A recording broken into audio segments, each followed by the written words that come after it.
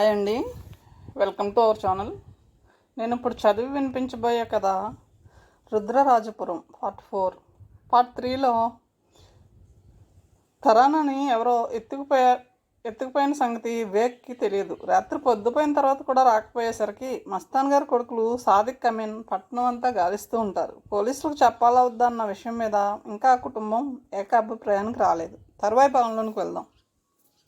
విశ్వాస్ 3 ప్రవేశపు టికెట్లు తీసుకుని ముందుకు నడిచాడు.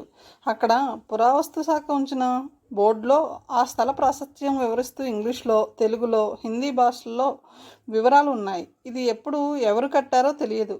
ఇది గత 500 ఏళ్ల క్రితమే ఉన్నట్టు ఆధారాలు ఉన్నాయి. కానీ ఇది మానవ నిర్మితం కాదని, ఇతర గ్రహవాసులు నిర్మించారని స్థానికులు నమ్ముతూ ఉంటారు అని రాసి ఉంది. ఇంకా అక్కడ ఉన్న గుడుల వర్ణన ఉంది. ఆదిమూలేశ్వర స్వామి గుడికి ఉత్తర దిక్కుగా పెద్ద మిట్ట ఉంది. అది 3 మైళ్ళ మేర వ్యాపించింది. అక్కడ రాళ్ల కింద తుప్పల్లోనూ ఉంటాయి వివిధ రకాలైన తేళ్లు. సంవత్సరంలో ఒక రోజు తేళ్ల పండుగ జరుగుతుంది. ఆ రోజు వాటిని పట్టుకున్నా, మీద పెట్టుకున్నా, మొహం మీద, నాలుక మీద ప్రాకించుకున్నా ఏమీ చేయవు. ఆ ఒక్కరోజైనా ఎప్పుడైనా అవి కుట్టవనుకుంటాను. విశ్వాస్ నవ్వుతూ అన్నాడు. ఆ పర్యాటక దార్శనికులు, అదే టూరిస్ట్ గైడ్లు చేసే అబద్ధ ప్రచారం. చిత్రం ఏమంటే లోకల్గా ఉండే వాళ్ళకు కూడా అదే అపోహ ఉంది. ఇంకోటి మనకు అర్థమవుతూ ఉంది. ఈ బోర్డు ఎవరు చదవరని, చదువునా పట్టించుకోరని. ఆ అపోహ లేదా మిత్ కొన్నిసార్లు పర్యాటకులకు బాధాకరమైన అనుభవంగా సాకారం అవుతుంది. అయితే 100కో 1 అలా జరుగుతుంది. ఎందుకంటే పర్యాటకులు దూరం నుంచే వీటిని చూస్తారు, వాటి జోలికి పోరు. అది కూడా ఈ టూరిస్ట్ గైడ్లకు వరంగా మారింది. ఎవరైనా సాహసం చేస్తే వాళ్ళకి తేళ్లు కుడితే తెలివిగా వీళ్ళు భయపడితే తేళ్లు కుడతాయని ముందే చెప్పాం కదా, మీరు భయపడి ఉంటారు అని కవరింగ్ ఇస్తారు. వీళ్ళ దగ్గర తేలుకాటికి ప్రాథమిక చికిత్స కూడా ఉంటుంది. దీనికి వరల్డ్ హెరిటేజ్ స్టేటస్ రాలేదా? ఇది గ్రహాంతవాసుల నిర్మాణం అని అన్యాపదేశంగా రాశారు కదా, ప్రభు అడిగాడు. సముద్ర గర్భంలో కలిసిపోయిన గ్రీసు దేశపు అట్లాంటిస్ సిటీ 15 అపురూప విగ్రహాల ఉన్న ఈస్టర్ ద్వీపం, గౌతమేలాలో మాయన్ నాగరికత, పెరుమ్ నగరంలో పిచ్చు, పాకిస్తాన్లో ఉన్న మొహంజదారో, జోర్డాన్లో పెట్రా, ఇటలీలో పొంపొయి, మంగోలియాలో క్షినాడు, ఇంకా ఈజిప్ట్లో పిరమిడ్లు, వీటికి గ్రహాంతరవాసులకు సంబంధం ఉందని చరిత్రకారులు భావిస్తూ ఉంటారు. ఆ వాదనతో ఏకీభవిస్తే ఈ రుద్రరాజపురం కూడా ఆ కోవలోనిదే. నడుస్తూ ఒక్కో గుడి చూస్తూ ముందుకి కదిలారు.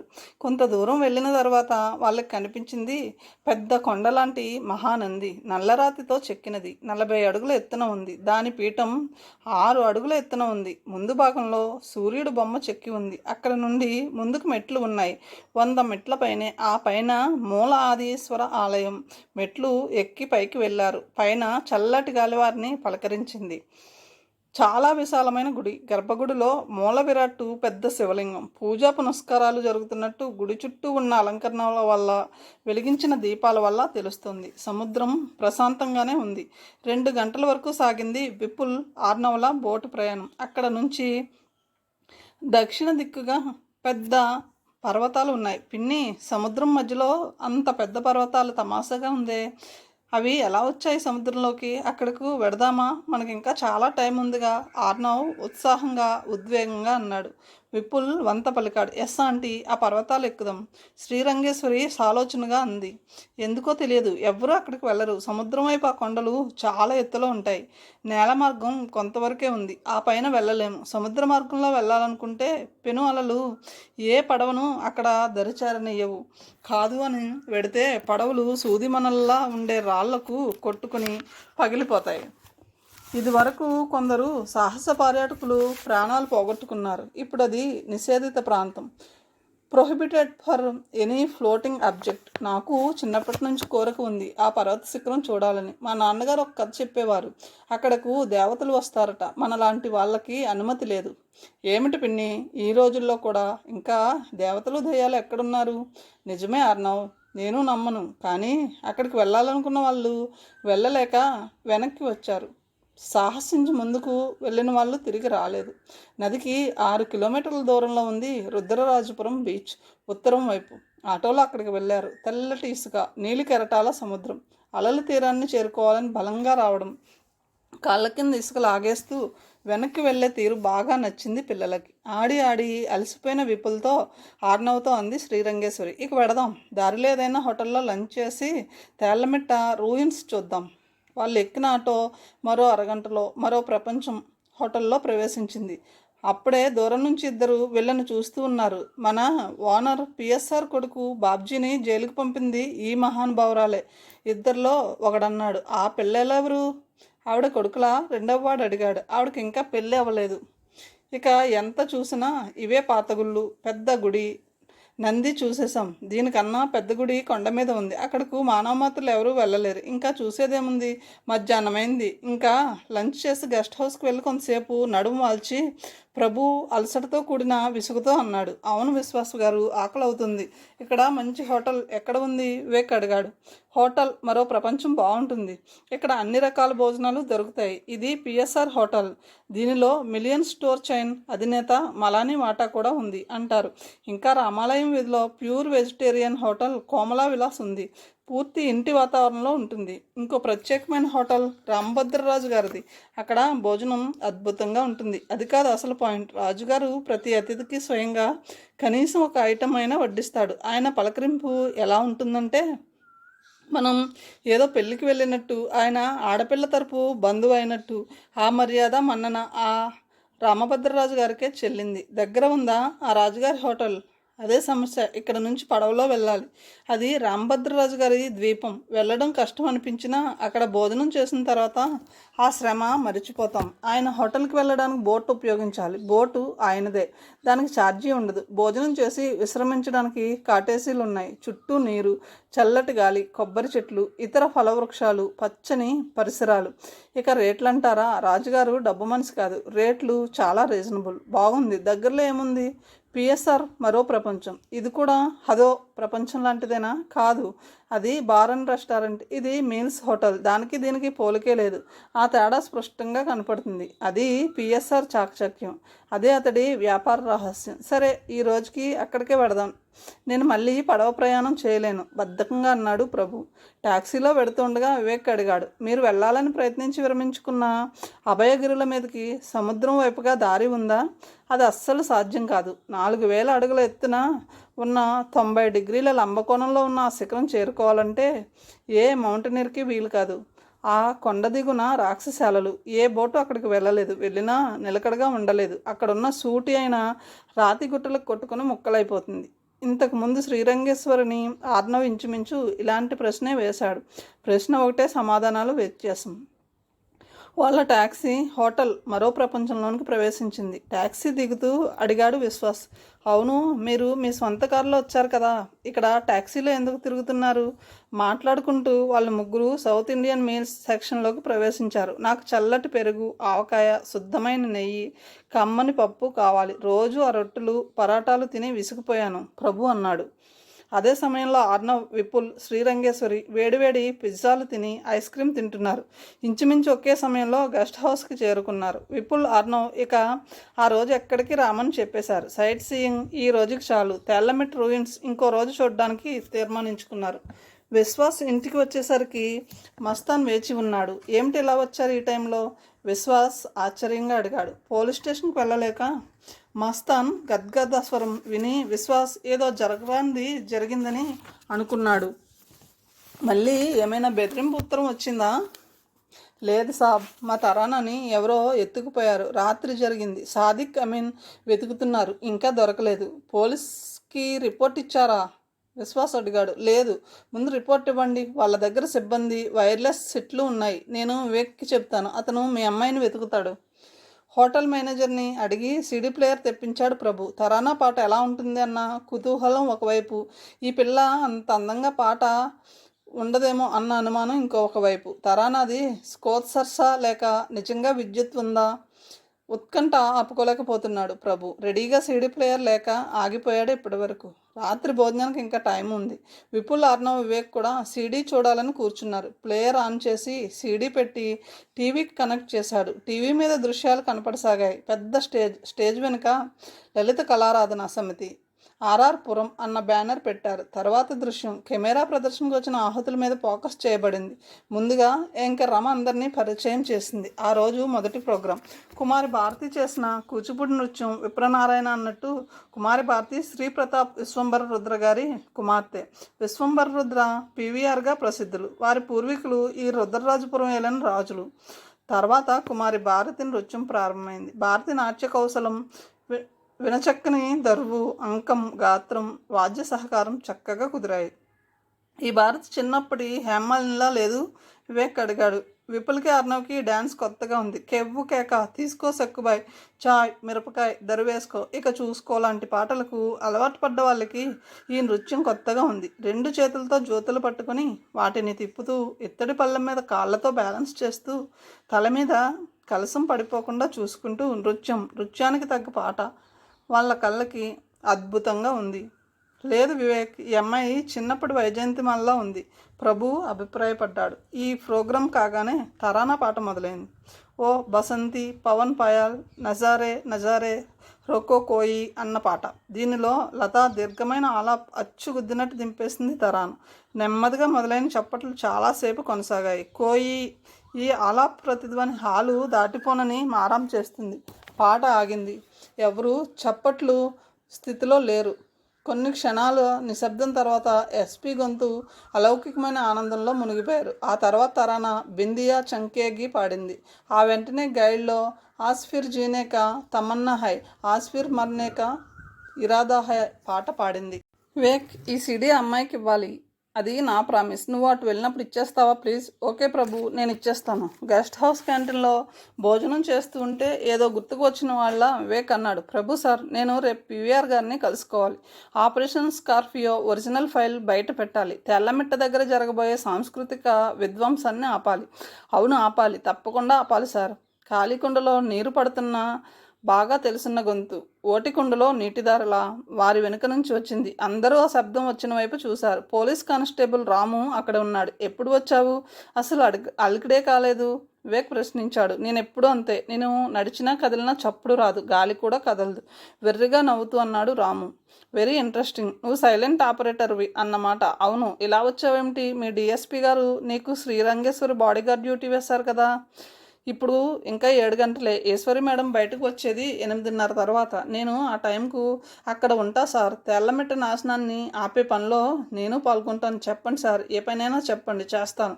నేను సైతం ఈ నాశనాన్ని ఆపగలిగే ఆయుధాన్ని అవుతా ఆయాసంగా అన్నాడు రాము మాటలకు అందరూ నవ్వారు. మున్సిపాలిటీ రికార్డ్ రూమ్లో ఒక ఫైల్ ఉంది. ముదురు నీలం రంగు ఫైల్.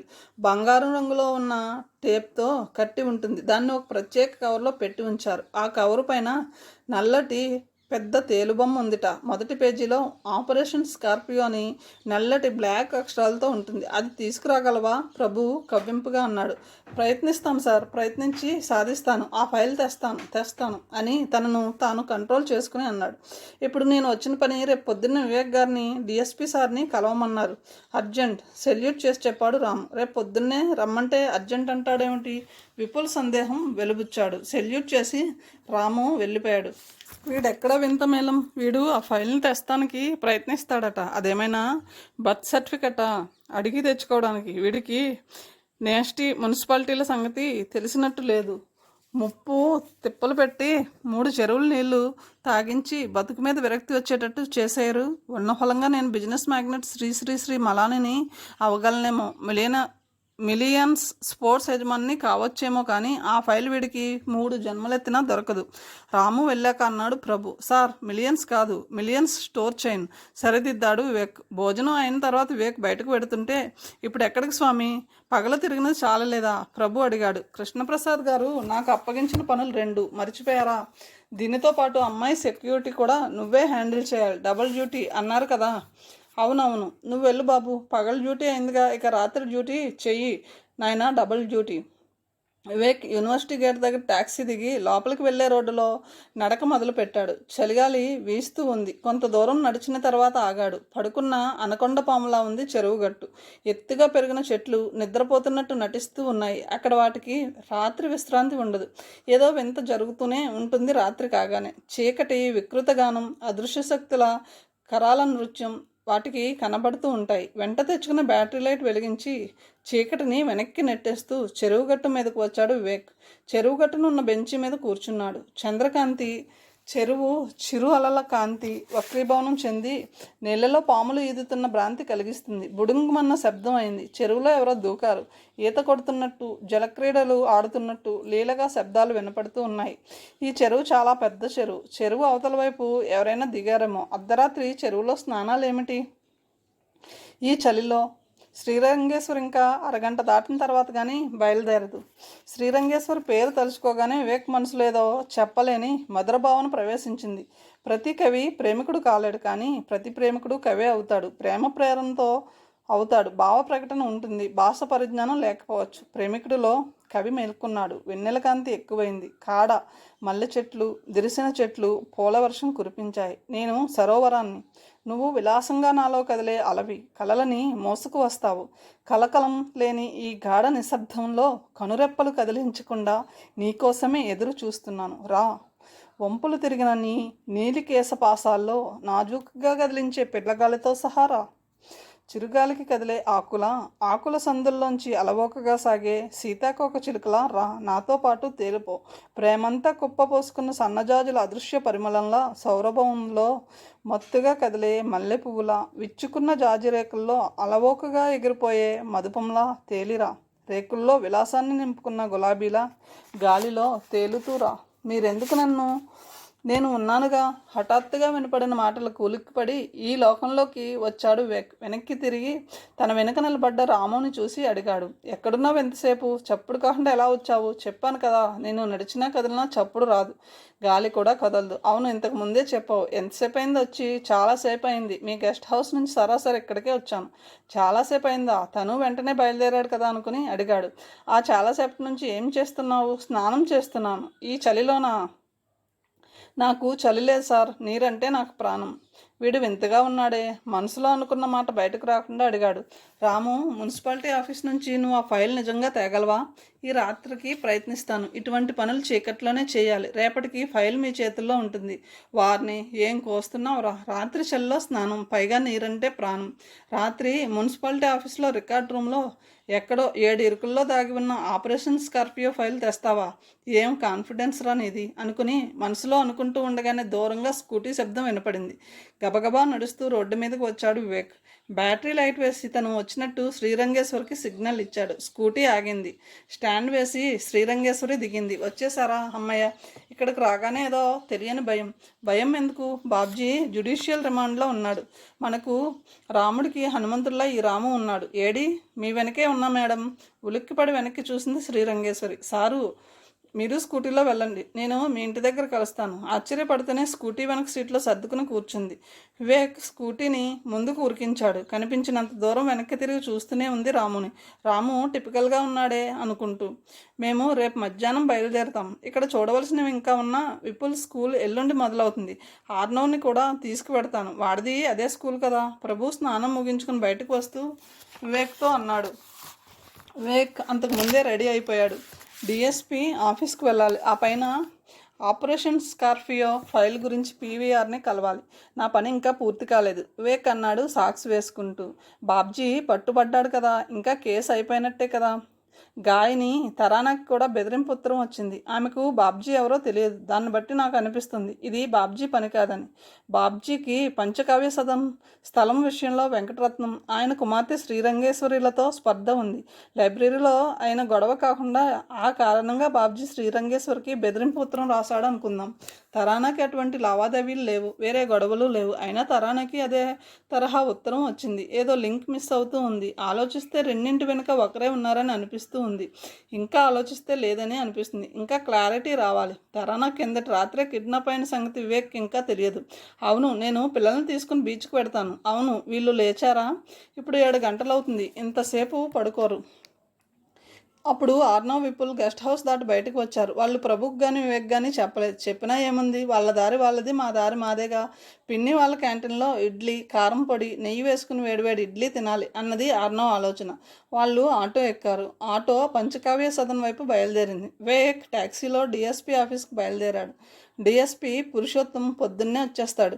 అందరూ వెళ్ళిపోయిన తర్వాత ప్రభు ఆలోచనలో పడ్డాడు. ఇప్పుడు ఎక్కడికి వెళ్ళాలి? వివేక్ వెళ్ళిపోయాడు. పిల్లలు వాళ్ళ దారి వాళ్ళు చూసుకున్నారు. ఒంటరితనం కూడా సమస్య. అప్పుడు గుర్తుకు వచ్చింది, తరానా సీడీ తిరిగి ఇవ్వాలి.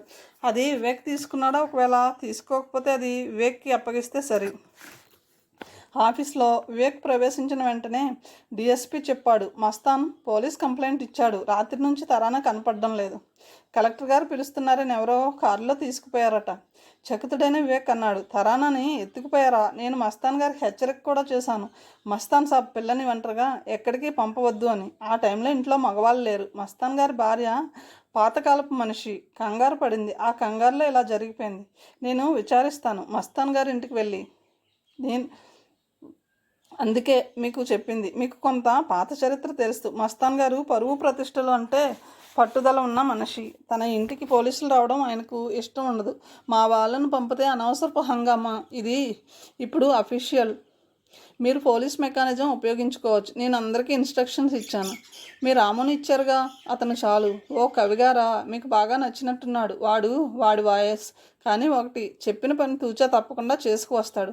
వివేక్ బయటకు వచ్చాడు. అతను ఎక్కిన ట్యాక్సీ మస్తాన్ ఇంటివైపు పరుగు పెట్టింది. ఆ ట్యాక్సీలో వివేక్తో పాటు రాము కూడా ఎక్కాడు.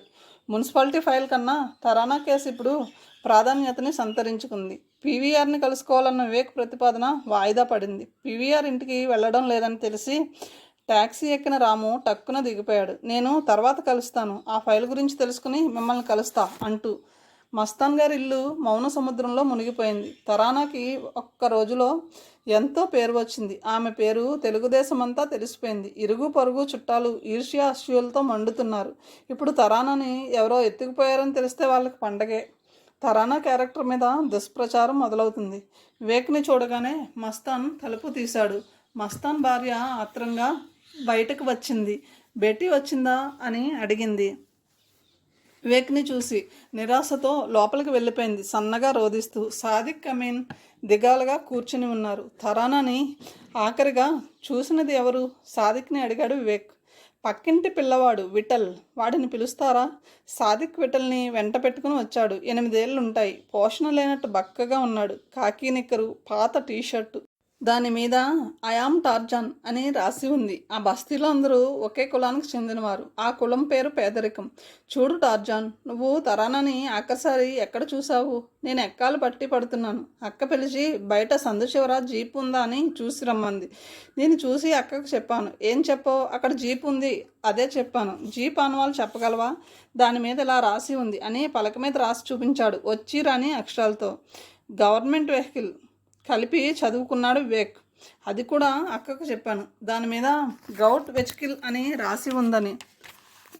జీప్లో ఇంకా ఎవరైనా ఉన్నారా?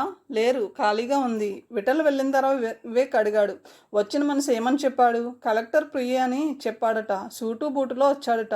పేరు జ్ఞానప్రకాశం అని చెప్పాడు. కలెక్టర్ గారు ఫ్యామిలీతో తరానా పాట వినాలని పిలిచినట్టు చెప్పాడట. సాదిక్ వివరించాడు. సెల్ ఫోన్ తీసి ఒక నెంబర్కి కనెక్ట్ చేసి 2 నిమిషాలు మాట్లాడాడు వివేక్. కలెక్టర్ పేరుతో ఎవరో తరానాను అపహరించారు.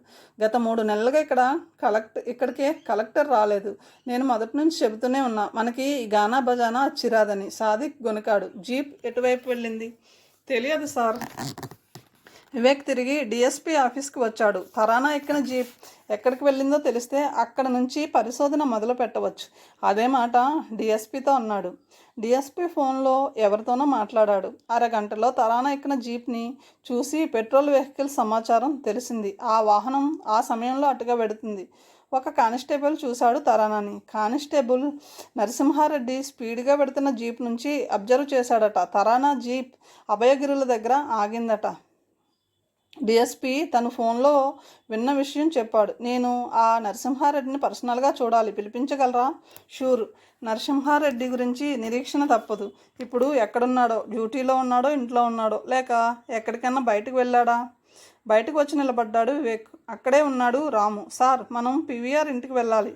లేదు రాము, ముందు తరానా గురించి వెతకాలి. నేను నరసింహారెడ్డి గురించి వెయిట్ చేస్తున్నాను. సారీ సార్, నేను ఆల్రెడీ పిఏ దగ్గర అపాయింట్మెంట్ తీసేసుకున్నాను. నరసింహారెడ్డి రావడానికి ఇంకా టైం పడుతుంది. ఇక్కడికి దగ్గరే సార్, వెడదాం. ఆ ఫైల్ సంగతి నాకు చెప్పండి, మీకు శ్రమ లేకుండా నేను తీసుకువస్తాను. సరే, నేను లోపల చెప్పి వస్తాను అన్నాడు వివేక్. పీవీఆర్ ఇల్లు చేరేసరికి 9:30 దాటింది. పెద్ద ఇనుప గేట్ దగ్గర వాచ్మెన్ ఉన్నాడు. వివేక్ టాక్సీ దిగి దగ్గరగా వెళ్ళి చెప్పాడు పీవీఆర్ అపాయింట్మెంట్ సంగతి. వాచ్మెన్ ఇంటర్కంలో మాట్లాడాడు.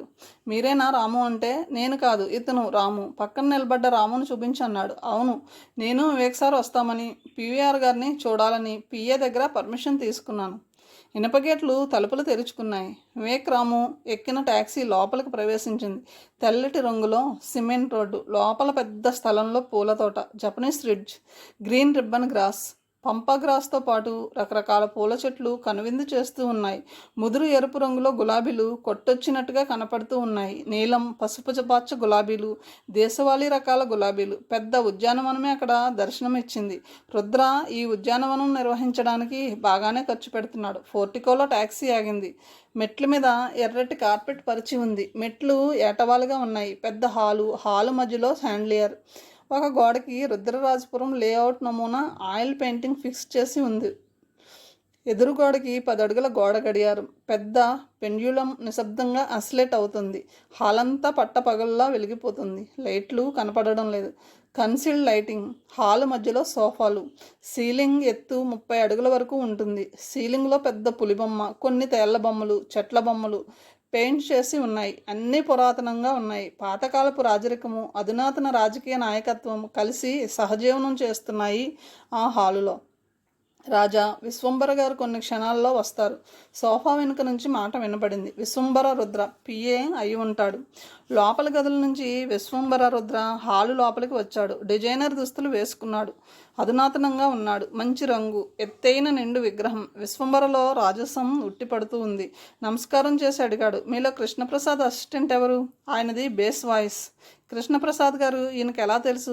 వెంటనే సమాధానం స్ఫురించింది. ఈ రుద్ర పురపాలక సంఘ చైర్మన్గా కూడా ఉన్నాడు. మిగిలిన పాతకాలపు రాజులలా గతించిన వైభవాన్ని తలుచుకుంటూ భ్రమ ప్రపంచంలో లేడు ఈ రుద్ర. వరహాపట్ల విశ్వాస్, రిటైర్డ్ డిఎస్పి, ఈయనను కలుసుకుంటూ ఉంటాడు.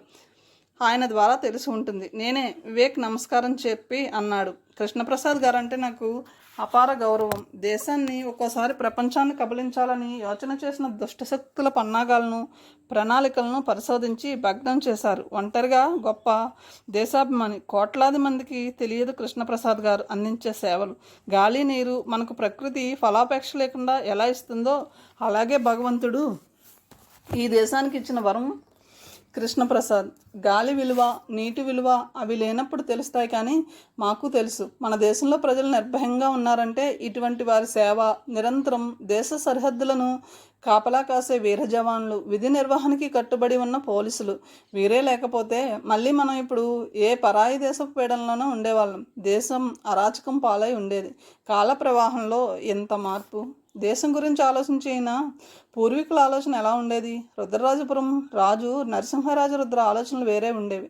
ఈ 2 కొత్త దేశాలే ఎందుకు? ఇవి కాకుండా మూడో ప్రత్యామ్నాయం ఎందుకు ఉండకూడదు? ఒక ముస్లిం దేశం, ఒక మతాతీత సెక్యులర్ దేశం, మూడోది ఒక హిందూ దేశం ఎందుకు ఉండకూడదు? కృష్ణప్రసాద్ గారు చెప్పిన మాటలు గుర్తుకు వచ్చాయి వివేక్కి. కాలంతో పాటు మార్పు తప్పదు. ఇంతలో యూనిఫామ్లో ఉన్న ఒక బేరర్ పుష్ ట్రాలీలో టీ బిస్కెట్లు తెచ్చాడు.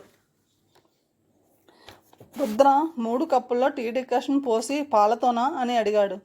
పాలు, పంచదార అన్నాడు రాము. రాము గొంతు విని రుద్ర ఒక్క క్షణం రాముని పరీక్షగా చూశాడు. బిస్కెట్లతో పాటు గోధుమ పిండితో వేయించిన కచోరీ, మసాలా పొడి పెట్టి చేసిన మట్రీ ఉన్నాయి. సావకాశంగా టీ తాగుతూ మాట్లాడుకునే వాళ్ళకి బిస్కెట్లతో పాటు ఈ కచోరీ, మట్రీ అవసరం. తాగిన టీ కప్పు కింద పెడుతూ అన్నాడు వివేక్. నేను వచ్చిన కొద్ది రోజుల్లోనే రుద్రరాజపురం ప్రాముఖ్యత తెలిసింది. ఇక్కడున్న చరిత్ర, సాంస్కృతిక సంపద అమూల్యమైనవి. అలాంటి ఈ నగరంలో తెల్లమిట్ట దగ్గర ఎటువంటి కట్టడాలు కట్టకూడదని, ఈ పురాతన కట్టడాలకు 2 కిలోమీటర్ల వరకు ఏ నిర్మాణము చేపట్టకూడదని మీరు పురపాలక సంఘ చైర్మన్గా ఉండగా తీర్మానాలు చేశారు. అది తెల్లమిట్ట కాదు, దేముళ్ళ మిట్ట. ఇలాంటిదే మెక్సికోలో విన్సీ అనే పట్టణంలో కూడా ఉందట. దానిని సిటీ ఆఫ్ గాడ్స్ అంటారు. మా రుద్రరాజపురం నమూనాకి ఈ విన్సీ సిటీకి పోలికలు ఉన్నాయి. దేముళ్ళమిట్ట కాలక్రమేణా తేళ్లమిట్టగా స్థిరపడింది. నేను ప్రణాళికబద్ధ అభివృద్ధి ఆకాంక్షించాను. అభివృద్ధి పేరుతో విధ్వంసం జరగకూడదనే అలా తీర్మానించాము. ఆ తర్వాత ఎన్నికల్లో పిఎస్ఆర్ పార్టీ గెలిచింది. మా పార్టీ ఓడిపోయింది. మెజార్టీ కొంచెమే, అది కూడా రౌడీయిజంతో, డబ్బుతో సాధించింది. పిఎస్ఆర్ కొడుకులు భగీరథ్ బాబ్జీ పెద్ద గూండాలు.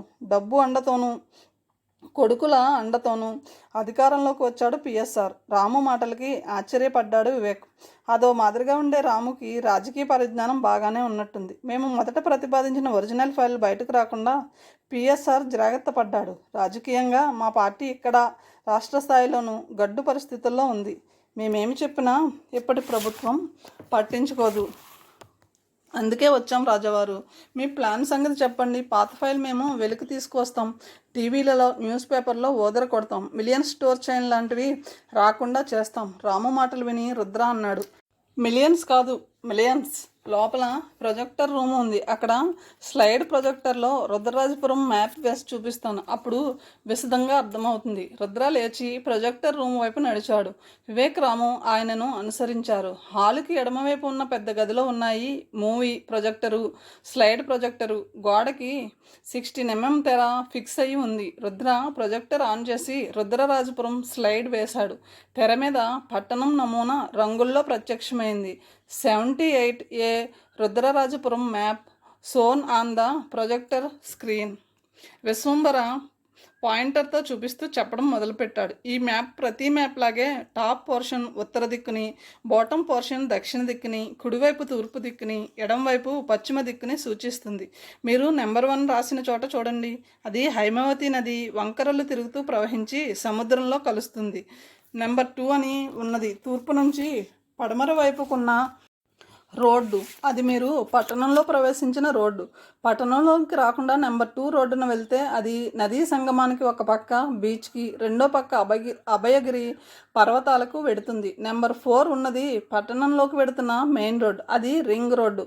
అక్కడే మీకు రుద్రరాజపురం బోర్డు, ఆర్చి కనపడతాయి. రోడ్డు చివర ఎడమవైపున ఉన్నది పంచకావ్య సదన్. దానికి ఆనుకున్న పొలం. దీన్ని 3 నెంబర్లో చూడవచ్చు. నెంబర్ 4 పట్టణాన్ని 2గా విభజిస్తూ ఉంది. గమనించారు కదా? మ్యాప్లో అటుపక్క ఇటుపక్క తెల్లటి ఖాళీ ప్రదేశాలు, పెద్ద భవంతులు, షాపింగ్ మాల్స్, సినిమా హాల్స్ మొదలైన వాణిజ్య భవనాలు. ఆ రోడ్డుకి ఎడమవైపున ఉన్నది దేముళ్ళమిట్ట నెంబర్ 5. దానికి ఆనుకునే పెద్ద స్థలంలో ఆదిమూలేశ్వర ఆలయం ఉంది. దాని ముందు బ్రహ్మాండమైన నంది విగ్రహం. ఇంకా అక్కడ చాలా దేవాలయాలు ఉన్నాయి. ఆ దేవుళ్ళమిట్ట నుంచి ఒక రోడ్డు పడమర నుంచి తూర్పుకి వెళ్ళి అక్కడ నుండి కుడివైపుకి మళ్ళీ తిరిగి నెంబర్ 4లో చూపించిన రోడ్డుని కలుస్తుంది. అలాగే ఈ రోడ్డుకి సమాంతరంగా మరో ప్రధాన రహదారి ఉంది. అది సరిగ్గా దేముళ్ళమిట్ట నెంబర్ 6 దగ్గర ఆగి కుడికి మల్లుతుంది. ఆ పక్కనే దిగున ఎడమ పక్కన పార్కింగ్ ఉంది. మేము పురపాలక సంఘంలో అధికారంలో ఉండగా ఇక్కడ నుంచి పంచకావ్య సదన్ వరకు నో గో జోన్గా ప్రకటించాము. అంటే అక్కడ ఏ విధమైన నిర్మాణాలు చేయకూడదు. ఇక్కడే ఈ పిఎస్ఆర్ మా ప్రతిపాదనలను మార్చి ఆ నో గో జోన్ సగం వరకు మాత్రమే ఉండేటట్లు చేసి దొంగదారిలో దాన్ని చట్టంగా మార్చాడు. దాని ప్రకారం ఈ ఏరియా మొత్తాన్ని నో గో జోన్గా కాకుండా దేవుళ్ళమిట్ట పరిసర ప్రాంతాలు మాత్రమే నో గో జోన్లో ఉండేటట్టు మార్పు చేశాడు. ఇలా రివైజ్ చేసి నా ప్లాన్ ప్రకారం పంచకావ్య సదన్ ఏరియాని కమర్షియల్ జోన్గా వాడుకోవచ్చు. ఆ వెనుక ఉన్నవి పిఎస్ఆర్ ఆస్తులు. వాటికి మెయిన్ రోడ్డుకి మధ్య ఉన్నది పంచకావ్య సదన్. దీన్ని స్వాధీనపరుచుకుంటే మిలియన్ స్టోర్ చైన్ నిరాటంకంగా కట్టుకోవచ్చు. ప్రొజెక్టర్ ఆపు చేశాడు రుద్ర. ఆపరేషన్ స్కార్పియో మూల ప్రతిపాదన మీదైనప్పుడు మీ దగ్గర దాని కాఫీ ఉండి ఉండాలే, రాము అడిగాడు. నిజమే, కానీ నా దగ్గర దానికి సంబంధించిన డాక్యుమెంట్లు ఏమీ లేవు. మున్సిపాలిటీ రికార్డ్ రూమ్లో ఎక్కడో ఉండొచ్చు. అది ఇప్పటికే పిఎస్ఆర్ మిలియన్స్ అధినేత మలాని నాశనం చేయకుండా ఉంటే. మరి తరుణోపాయం? రుద్ర దీర్ఘంగా ఆలోచించి అన్నాడు. నేను దూరం ఆలోచించి ఒక నమూనాని ఒక రహస్య ప్రదేశంలో ఉంచాను. అది కూడా ఒరిజినల్ లాంటిదే. అది ఎక్కడ ఉంది చెప్పాడు రుద్ర. అదేమిటి? అది అక్కడ భద్రంగా ఎలా ఉంటుంది? ఆశ్చర్యంగా అడిగాడు వివేక్. దీపం కింద నీడ ఉంటుంది. మనకు మరీ దగ్గర ఆత్మీయులు ఎవరి అని అడిగితే మన ఊహ మనకి తెలియకుండానే ఎక్కడికో వెడుతుంది. అది మనిషి విచిత్ర మానసిక పరిస్థితి. మరీ దగ్గర వాళ్ళను మెదడు గుర్తించదు. ఉదాహరణకు మన ఇంట్లో ఏదైనా శుభకార్యం జరిగినప్పుడు మనం ముందుగా మర్చిపోయేది మనకు మరీ దగ్గర వాళ్ళను లిస్టులో వాళ్ళ పేరు మొదట ఉండదు. మీరు కావాలని ఆ ఫైల్ని పిఎస్ఆర్ ఇంట్లో దాచారా? అది ఎలా సాధ్యం? పిఎస్ఆర్ ఇంట్లో నాకు నమ్మిన బంటు ఉన్నాడు. వాడి ద్వారా అది పిఎస్ఆర్ ఇంట్లో రహస్య ప్రదేశంలో పెట్టించాను. రుద్ర నిట్టూర్చాడు. ఆ మనిషి ఇప్పుడు లేడు. అది ఆ ఇంట్లో ఎక్కడ ఉందో వాడికి మాత్రమే తెలుసు. ఆ ఇంట్లో ప్రవేశించి వెతికి తెచ్చే సాహసం ఎవ్వరికి ఉంటుందనుకోను. రాము లేచి నిలబడి అన్నాడు, నేను తెస్తాను. రుద్ర, వివేక్ తుల్లిపడ్డారు. ఎలా తెస్తావు? మీరు చూస్తూ ఉండండి. రాము బయటకు వెళ్ళిపోయాడు. రుద్ర, వివేక్ మరో మాట మాట్లాడే లోపలే రాము తూనీగులాగా తుర్రుమన్నాడు. అప్పుడు ప్రవేశించింది భారతి, రుద్రగారి కూతురు. రాజసంతో కూడిన అందానికి ప్రతిరూపం భారతి. కిందటి రోజే తరానా ఇచ్చిన సీడీలో భారతి కూచిపూడి నృత్యం చూశాడు వివేక్.